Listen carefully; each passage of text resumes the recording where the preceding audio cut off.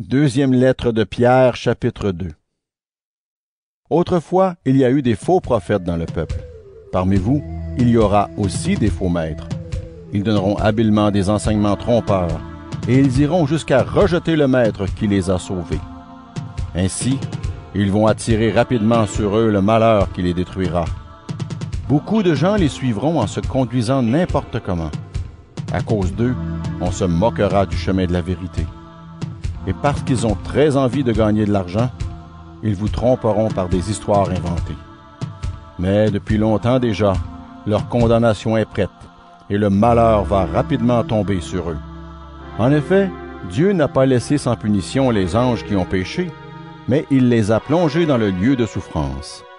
Il les a attachés avec des chaînes dans la nuit, et là, il les garde jusqu'au jour du jugement. Le monde d'autrefois, Dieu ne l'a pas laissé sans punition. Mais quand il a noyé le monde de ses ennemis au moment de la grande inondation, il a sauvé seulement Noé, lui qui annonçait la justice que Dieu demande, et 7 autres personnes. Dieu a aussi condamné les villes de Sodome et de Gomorrhe en les détruisant par le feu. Cela devait servir d'exemple aux gens mauvais, pour leur montrer ce qui allait leur arriver.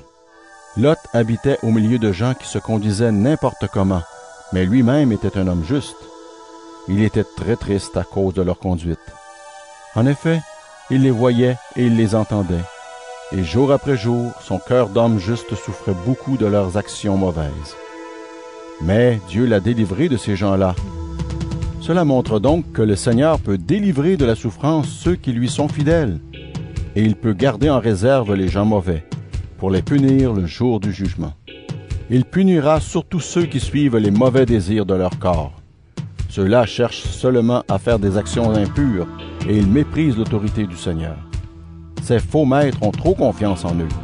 Ils sont orgueilleux, et ils n'ont pas peur d'insulter les esprits glorieux du ciel. Même les anges ne jugent pas ces esprits, et ils ne les insultent pas devant le Seigneur. Pourtant, les anges sont plus forts et plus puissants que ces faux maîtres.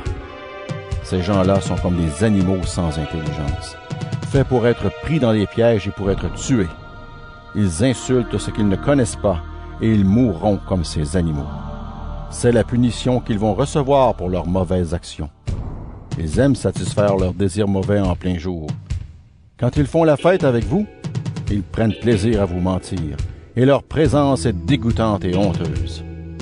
Leurs yeux ne font que chercher des femmes. Ils ont toujours envie de commettre des péchés.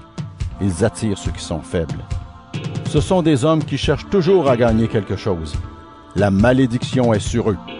Ils ont abandonné le bon chemin et ils se sont perdus.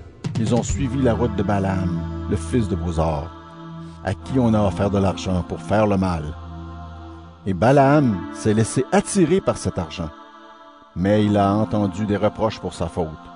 Une ânesse muette s'est mise à parler avec une voix humaine, et elle a arrêté l'action stupide du prophète Balaam. Ces faux maîtres sont comme des sources sans eau, comme des nuages poussés par un vent violent.